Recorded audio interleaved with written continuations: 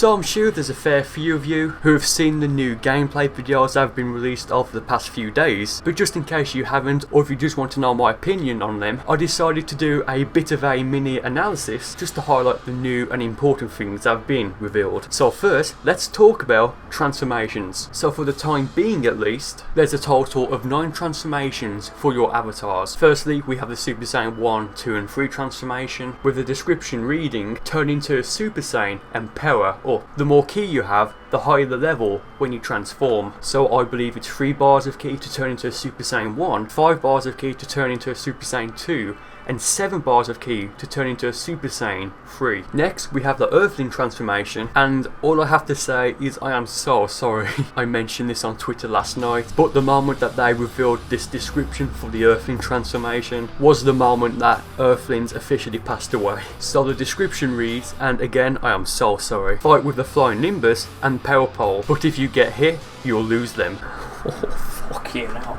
So if you get hit in any way at all, it could be by a ki blast, a basic attack, stone bullet, then you'll be forced out of the transformation. But on the plus side, it doesn't take any ki to use, so it's something that you can just use whenever you want, I guess. But because of this stipulation, I'm guessing that it must be really strong. Let's just think about it. You're on the flying Nimbus, so you must be really fast, and you have the power pole, so you must have some range, and I'm guessing it's going to increase your strike damage. I don't know, it just seems like the only way this could be useful would be in very short bursts. You just won't be able to use this for the entire fight, because if you take one hit, then it's gone. And finally, if you're fighting someone online who's actually good at the game, then you're not really going to be trying to look for an opening to use a transformation, because you know, you'll actually be trying to fight them. But thankfully, this isn't the only transformation Earthlings have, so there is still some hope left. Next, we have the Super Namekian. Oh sorry, I mean Turn Giant. Oh fuck me. There's nothing really to go on here. The description reads,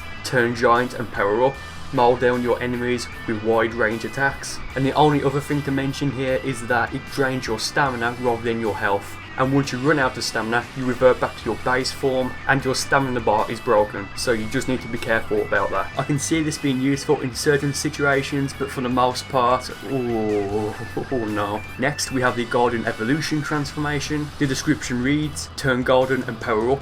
Normal ki blasts are enhanced in this mode, and I honestly think this is going to be one of, if not the best, transformations. Your basic ki blasts are now faster and do more damage, and your overall speed has been increased dramatically. I can kind of see the Freezer Race being the new Earthlings in Xenoverse 1, but I guess we'll have to wait and see. Next is the Margin Purification transformation, and the description reads, turn into a pure Margin and power up. It'll change your attacks and super attacks, so watch out. So they're really adamant about changing your skill set. The only reason I can think of why they're doing this is because all of your stats will get a giant boost. Thus, we've already seen that just by dashing, it'll knock your opponents away, and we've also seen that they kind of have an infinite range. I think by using your heavy basic attack, you can do those warp kicks and punches, so I guess if that's the case, it does kind of balance things out.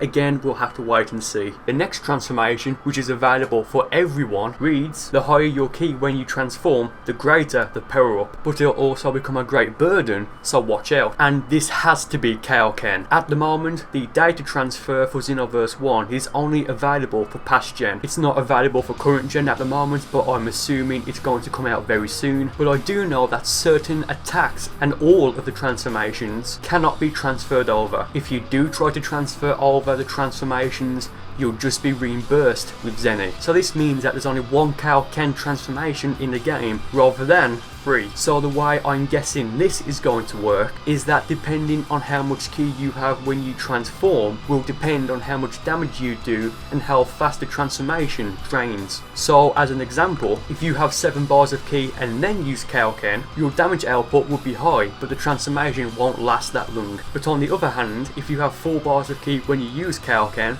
the transformation will last longer, but you won't do as much damage as someone who transformed when they had 7 bars of ki. The next transformation, which is also available for every race, reads unleash your latent abilities for a massive power up. This mode can charge ki faster than other modes. So this is unleash potential. In Xenoverse 1, for our avatars, we could only use unlock potential, but now it's been changed to potential unleashed. This has to be the go-to transformation for Earthlings, and the reason I say this is because just look at how much ki it takes to use. Because of how much ki it requires to use, it tells me that it does an insane amount of damage. Next, we move on to another Saiyan transformation, which really did surprise me. Stronger ki blasts than any other type of Super Saiyan. The more ki you have, the higher the level when you transform. 2 max. So this is the Super Vegeta 1 and Super Vegeta 2 transformations. Or if you want to use the proper terms, it's the Ascended Super Saiyan and Ultra Super Saiyan transformations. Nothing really to say here apart from you can only go to Super Saiyan 1 and 2 with it, and that it increases the damage of all ki attacks. So finally, can recover ki faster than any other type of Super Saiyan, enter the buttons again when transformed to undo the transformation. So this is the future Super Saiyan transformation. We've seen future Trunks and future Gohan use this, and it now looks like our Saiyan avatars can also use it. I have a feeling that this is going to work the same way as Unlock Potential did from Xenoverse 1, apart from the ki drain. I mean, it's great that it's in the game, but it just seems kind of pointless. The only benefit here is that you'll just be recovering ki faster, but if you know how to perfect block and conserve your ki properly, then Super Saiyan 3 or even Super Saiyan 2 is just a much better alternative. Plus you recover ki if you take damage, so it just really does seem a bit pointless really. So next I just want to talk about a few of the super and ultimate attacks that have been revealed. So first there's their new super strike skill called Sonic Kick. Perform a kick that attacks both forward and backward. I can only see this being useful in team battles and in very specific situations, so I have a feeling we'll never see anyone use this online. Next is Super Mad Dance, which is the combination that Gogeta used on Janemba before finishing him off with Stardust Breaker. Launch a powerful strike combo that blows your opponent back. Use L3 during input to change the pattern. I can see this being one of the most popular attacks online. Next we have something that really did surprise me the first time I saw this. Super Afterimage. While performing an Afterimage, you can use L3 to move around. Use this to slip behind your opponent when you approach them. So this has to take at least 2 bars of ki, possibly 3 if that's a thing for super attacks. I imagine this is going to work the same way as Wiz's Warp Evasive from Xenoverse 1 worked, or maybe this could be an improved version of Afterimage Strike. What do I mean by that? Well, I imagine that this is going to just continuously do an Afterimage animation while you move to wherever you want to go. With Afterimage Strike in Xenoverse 1, it was very static as to what happened, and by that I just mean that you just circled around like what you're seeing on screen right now. Next is a new ultimate attack which, I love that this is in the game. ×4 Kaioken Kamehameha. This is the attack Goku used in the Kamehameha and Gallic Gun Beam struggle to actually win it, and I believe this is the first time that this attack has been usable in any Dragon Ball game, or at the very least the first time it's been available to use in a main console game. The description reads, a Kaioken powered Kamehameha. I know most people just pronounce it as Kamehameha and that sounds better, but the proper pronunciation is Kamehameha, which sounds so Orgrimmar. Use additional input to channel extra ki and power it up. So if you guys remember from the show, Goku actually used a Kaioken ×3 Kamehameha and powered it up to ×4 when he needed that extra boost. So I'm guessing you could theoretically power this up to ×5, ×6, ×7, etc. by adding an additional bar of ki. Again, we'll have to wait and see, but I'm very happy that this is in the game, and it gives me hope that they're going to add more iconic attacks from the show. For example, Angry Kamehameha, and finally for the new attacks, Super Ki Explosion. Let your ki explode and assault the area around you. Hold the button to use ki to prolong the explosion. When I first saw this, I had no idea what it could be, but now I'm 99% sure that it's just a super explosive wave. The description of the attack just seems to fit that, along with the fact that it's available for everyone and that it's a skill type, and finally because it's a very cheap attack to buy and it only takes 300 ki to use. So that's all of the attacks that we've seen from these videos that I thought was worth covering. So I just quickly want to go over just some of the user interface options. So here we can see a map of Content City and a legend to go along with it. Story event, quest event,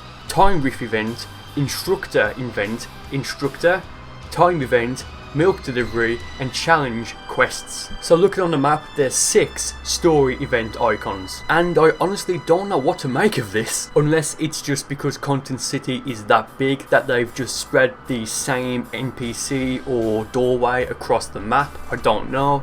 Or maybe this could be something to do with branching storylines. I really don't know. We'll have to wait and see when we actually get our hands on the game. Now, there's quest event and time riff event. In the videos where I took these screenshots from, there's this purple sphere thing. I'll put a screenshot on the screen right now, and this is to go into one of the expert missions. So this could be either the quest event or time riff event. Next on the legend, we have instructor event and instructor. Instructor event, I'm guessing, is where you go when you need to master a certain attack, and for instructor, I really hope that this means that each instructor or mentor or whatever you want to call them is static, and by that I mean that I hope they're in the same place all the time, so you don't have to log out and log back in to try and find a certain mentor. For training event, this could just be where you go to learn the basics of the game and the controls. Again, I really don't know about this one, we'll have to wait and see. And finally, milk delivery and challenge quests. I think the milk delivery is a challenge quest, which is a mini game in Content City, so yeah, I don't really have anything to add outside of that. Next is something that completely puzzles me, and I have absolutely no idea at all as to what this is. QQ